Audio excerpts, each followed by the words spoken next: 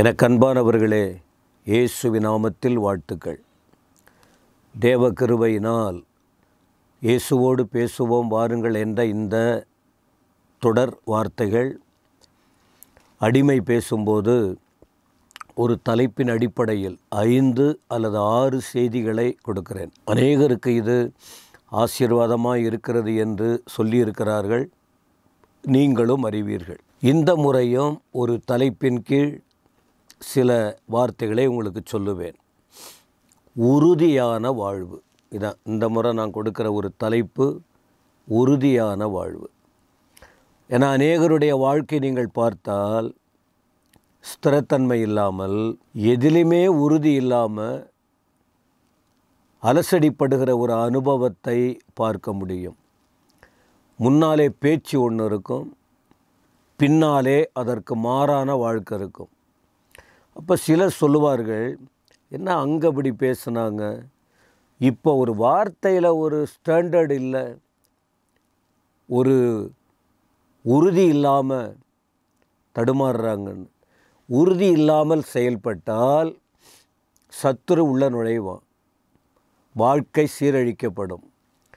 எனவே இன்றைக்கு எவைகளில் உறுதியாக இருக்க வேண்டும் என்று வேதம் நமக்கு போதிக்கிறது என்று ஒரு குறிப்பாக உங்களுக்கு நான் சொல்லுகிறேன். அதற்கு முன்பாக ஏசாயா 26 அதிகாரத்தின் 3 வசனம் இப்படியாய் சொல்லுகிறது: உம்மை உறுதியாய் பற்றி கொண்ட மனதை உடையவன் உம்மையே நம்பி இருக்கிறபடியால் நீர் அவனை பூரண சமாதானத்தோடு காத்து கொள்ளுவீர் என்று. இந்த வார்த்தை எவ்வளோ அருமையாக இருக்குது பாருங்கள்.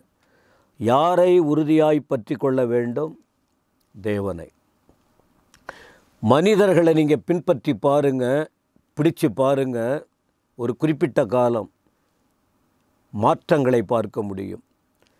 ஆனால் இங்கே ஆண்டுடைய வார்த்தை, ஏசாயா என்ற தீர்க்கதரிசி, அவர் சொல்லுகிறார், உம்மை உறுதியாய் பற்றி கொண்ட மனம், பக்குவமான மனம், பற்றி கொள்ளும் மனம், ஆண்டவரை பிடித்து கொள்ளுகிற ஒரு மனம் யாருக்கு இருக்கோ அவங்க ஆண்டவர் மேலே நம்பிக்கையாக இருப்பார்கள்.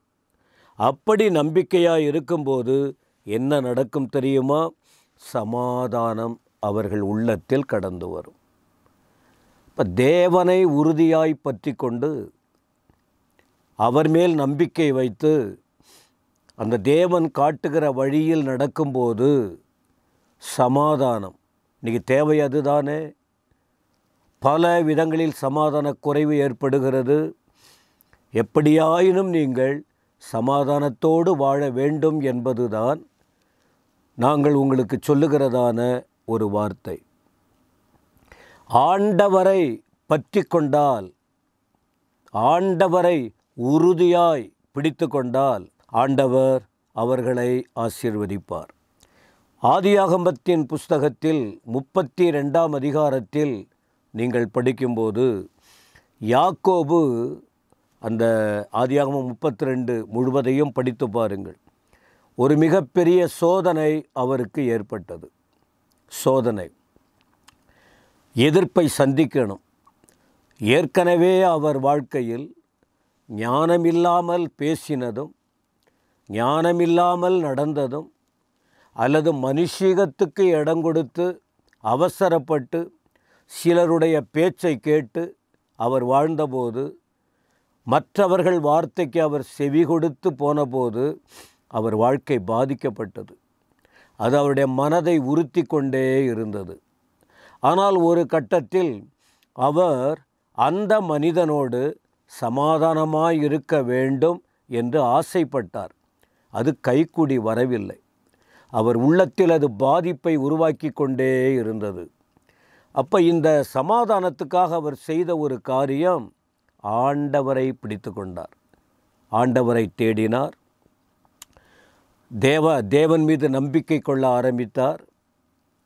இதற்கு மேலே நமக்கு மனைவி உண்டு, பிள்ளைகள் உண்டு, உறவுகள் உண்டு, அநேகர் இருக்காங்க. ஆரம்பத்தில் தனிமையாக இருந்த மனுஷன் இப்பொழுது அநேக ஆசீர்வாதங்களோடு, உலக பொருளாதார ஆசீர்வாதத்தோடும், சந்ததி குடும்பத்தின் ஆசீர்வாதத்தோடும், வேலைக்காரர்கள், நட்புகள், இப்படி ஏராளமான ஒரு பெருக்கம் அவர் வாழ்க்கையில் காணப்பட்டது. அவை எல்லாம் இருந்தும் அவர் மனதுக்கு ஆறுதல் இல்லை, சமாதானம் இல்லை. குழப்பமடைந்த நிலையில், நமக்கு என்றைக்காயிருந்தாலும் ஒரு ஆபத்து காத்திருக்கிறது, ஒரு தீமை வரப்போகிறது, அதை எப்படி சமாளிப்பது, அதை எப்படி மேற்கொண்டு வாழ்வது என்ற குழப்பத்தோடு இருந்த நேரத்தில், ஆனால் இதற்கிடையில் அவருடைய தொடர்பு ஆண்டவரோடு இருந்தது. இப்போ அந்த காரியங்களை பார்க்கும்போது 32ஆம் அதிகாரத்தில் இந்த யாக்கோபு மனிதனை நம்பி பிரயோஜனமில்லை, நமக்கு இவையெல்லாம் கொடுத்தவர் அவர்தான், தரிசனம் கொடுத்தவர் அவர்தான், வாக்குத்தத்தத்தை கொடுத்தவர் அவர்தான், என்னை வழிநடத்தினவர் அவர்தான், ஒன்றுமில்லாத நிலையிலிருந்து இன்றைக்கு ஒரு நல்ல நிலைக்கு கொண்டு வந்தவர் அவர்தான், போஷிக்கிறவர் அவர்தான், காப்பாற்றுகிறவர் அவர்தான், கரம் பிடிக்கிறவர் அவர்தான், கண்மலையின் மேலே உயர்த்துகிறவர் அவர்தான் என்ற தெளிவுக்குள்ளே இந்த யாக்கோபு வந்தபோது, நாம் மற்ற மனுஷனுடைய பாதத்தில் விழுவதை விட அழைத்த தேவனுக்கு முன்பாக, இடைபடுகிற தேவனுக்கு முன்பாக, ஆலோசனை கொடுக்கிற தேவன் சமூகத்திலே விழுந்து விடலாம் என்று அவருக்கு தடையாயிருந்த காரியங்களை எல்லாம் அப்புறப்படுத்தி விட்டு ஆண்டவர் பாதத்தில் விழுந்தார். அவரோடு பேச ஆரம்பித்தார். தன்னுடைய உள்ளத்தை ஊற்றி ஒப்பு கொடுத்தார். ஆண்டவரே, எனக்கு சமாதானம் தேவை, என்னை நீங்கள் மட்டும்தான் ஆசீர்வதிக்கணும், என்னை ஆசீர்வதித்தால் ஒழிய உம்மை நான் விடமாட்டேன் என்று உறுதியாய் பிடித்து கொண்டார். உறுதியாய் பிடித்து கொண்டார். ஆண்டவர் அவருடைய உறுதி நிலையை பார்த்து கடந்து போகவில்லை. பாராமுகம் போல அவர் கடந்து போகவில்லை. அவர் இடைப்பட்டார், பேசினார், வாழ்க்கையை மாற்றினார், வாக்குத்தத்தம் கொடுத்தார். நான் உன்னோடு இருப்பேன்னு சொன்னார், நான் உன்னை ஆசீர்வதிப்பேன்னு சொன்னார். இப்படி தேவனோடு இருந்ததினால், அவரை நோக்கி பார்த்ததினால், அவரையே பற்றி கொண்டதினாலே அவர் உள்ளத்தில் சமாதானம் வந்தது. தேவன் அந்த யாக்கோபை ஆசீர்வதிக்க சித்தம் கொண்டார். இந்த வார்த்தைகளை கேட்கிற எனக்கு அன்பானவர்களே, உங்களுக்கு சமாதானம் இல்லையா? தடுமாறி கொண்டிருக்கிறீர்களா? எல்லாம் இருந்தாலும் ஒரு குழப்பம் உங்களை வாட்டி வதைக்கிறதா? கவலைப்பட வேண்டாம். உங்களை ஆசீர்வதிக்கவும், உங்களுக்கு சமாதானம் கொடுக்கவும், உங்களை உயர்த்தவும் இந்த தேவன் போதுமானவராய் இருக்கிறார்.